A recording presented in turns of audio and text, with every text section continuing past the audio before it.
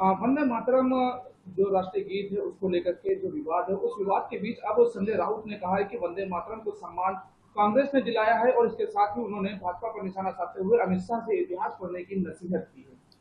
जब ये देश गुलाम था तो बहुत क्रांतिकारी वंदे मातरम गीत गा करके जेलों में गए थे, लेकिन भारतीय जनता पार्टी और आरएसएस का कोई भी नेता वंदे मातरम गीत गा करके जेल नहीं गया था। अमित शाह और नरेंद्र मोदी को इतिहास पढ़ना चाहिए, उन्हें इतिहास की कोई जानकारी नहीं है।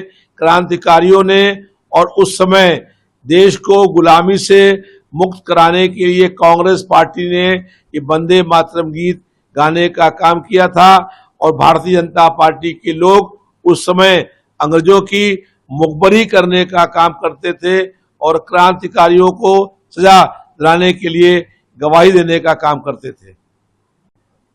समाजवादी पार्टी के प्रदेश अध्यक्ष श्यामलाल पाल जी ने भाजपा पर निशाना साधते हुए कहा कि जिस तरीके से राशन बांटने वाले लोग अब बच्चों को पढ़ाई दे दें, 2 करोड़ नौकरी दे दें, राशन बांटने से देश का विकास नहीं होगा। प्रदेश में कानून व्यवस्था पर सवाल उठाते हुए उन्होंने कहा है कि गुंडा राज में परिवर्तित हो चुकी है, तो इसको किस तरीके से देख रहे हैं?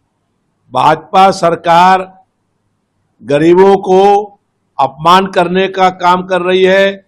एक परिवार को 5 किलो राशन मिल रहा है।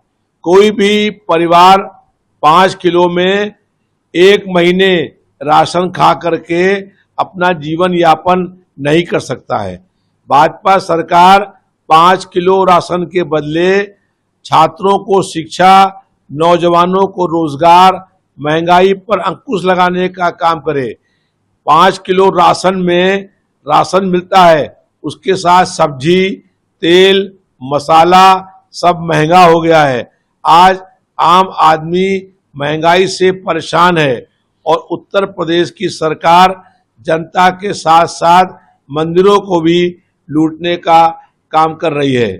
भाजपा सरकार में प्रदेश में गुंडा माफिया और जंगल राज कायम हो गया है। कोई बहन और बेटी सुरक्षित नहीं है, अपराधी भयमुक्त हो गए हैं, जनता भयभीत है। हम लोगों ने कई बार मांग करी है कि उत्तर प्रदेश के मुख्यमंत्री में अगर साहस है तो टॉप 20 अपराधियों की लिस्ट जारी कर दे, ताकि पूरा प्रदेश जान जाए कि 20 बड़े अपराधी भारतीय जनता पार्टी के नेता हैं।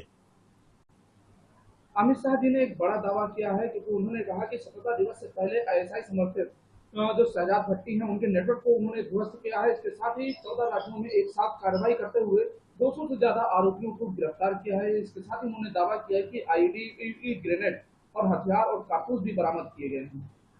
जब देश में आतंकवादी घटनाएं हुई थी और देश की बहादुर सेना ने पाकिस्तान में हमला करने का काम किया था, तो अमेरिका के युद्ध विराम पर देश की सरकार ने युद्ध विराम का ऐलान कर दिया। अगर भारत की सरकार ने युद्ध विराम का ऐलान न किया होता तो देश की बहादुर सेना ने पाकिस्तान पर कब्जा कर लिया होता और आज पूरे पाकिस्तान में तिरंगा झंडा लहरा रहा होता। देश की बहादुर सेना ने पीओके पर कब्जा कर लिया होता, लेकिन देश की सरकार इतनी कमजोर थी कि पीओके पर भी कब्जा नहीं कर पाई और अमेरिका के युद्ध विराम के ऐलान के बाद सरकार ने घुटने टेक दिए और युद्ध विराम का ऐलान कर दिया। आज किस मुंह से आतंकवाद खत्म करने की बात भाजपा के लोग करते हैं?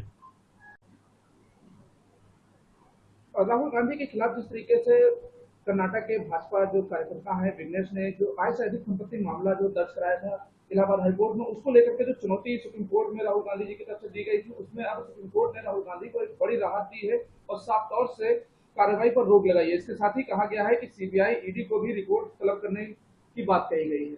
भाजपा की सरकार विद्वेष और बदले की भावना से विपक्षी नेताओं पर फर्जी मुकदमे लगा करके उनका उत्पीड़न करके उनकी आवाज दबाना चाहती है।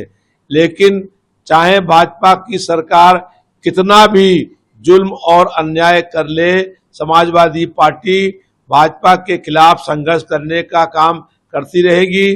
भाजपा के सरकार ने विपक्ष के नेता राहुल गांधी पर भी फर्जी मुकदमा लगाया था और सुप्रीम कोर्ट से आज उनको राहत मिल गई। इससे स्पष्ट हो गया कि भाजपा की सरकार विपक्षी नेताओं की आवाज दबाने के लिए उन पर झूठे और फर्जी मुकदमे लिखाने का काम कर रही है। जिस तरीके से बात की जाए लाल किले पर स्वतंत्रता दिवस के दिन प्रधानमंत्री जी ने अपने बयान में कहा था कि जो दिमागी नक्सलवाद यानी कि नक्सलवाद तो खत्म हो गया, लेकिन अभी दिमागी नक्सलवाद नहीं खत्म हुआ है, क्योंकि विपक्षों पर निशाना साधते हुए कहा था। उस पर जो है आम आदमी पार्टी के राष्ट्रीय अध्यक्ष अरविंद केजरीवाल का बड़ा बयान सामने आया है। उन्होंने कहा, मैं दिमागी नक्सलवाद हूँ क्योंकि मैं देशभक्त हूँ और मुझे इस पर गर्व है। प्रधानमंत्री ने लाल किले से कहा कि नक्सलवाद खत्म हो गया है, लेकिन आतंकवाद खत्म हो गया है, ये कहने की प्रधानमंत्री की हिम्मत नहीं है। भारतीय जनता पार्टी और आतंकवादियों में कोई भी अंतर नहीं है। जिस तरीके से आतंकवादी धर्म पूछ करके हत्या करते हैं, वैसे ही भारतीय जनता पार्टी के लोग धर्म और जाति पूछ करके हमला करने का काम करते हैं। नक्सलवाद खत्म करने की बात करते हैं, लेकिन आतंकवाद खत्म करने की बात नहीं करते हैं। और जब देश की बहादुर सेना ने पाकिस्तान में आतंकी ठिकानों पर हमला किया तो देश के प्रधानमंत्री ने युद्ध विराम का ऐलान कर दिया। देश की सरकार बहुत कमजोर है, लेकिन देश की सेना बहुत बहादुर है।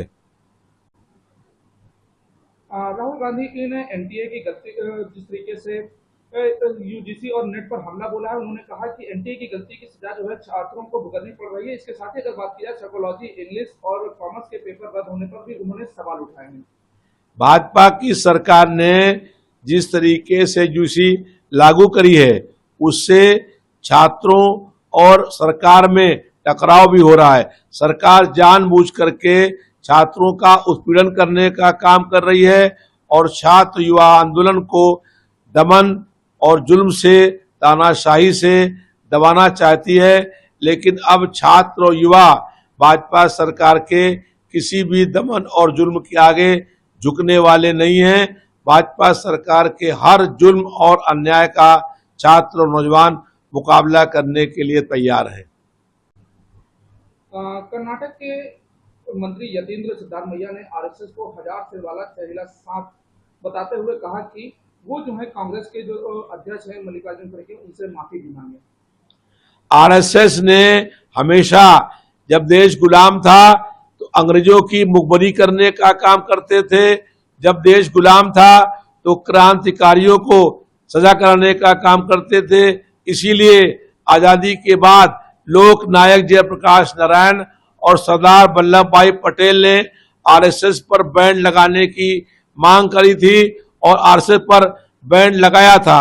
आरएसएस केवल देश में नफरत फैलाने का काम करती है, लोगों के दिलों को तोड़ने का काम करती है, सांप्रदायिक तनाव पैदा करने का काम करती है और भाई से भाई को लड़ाने का काम करती है।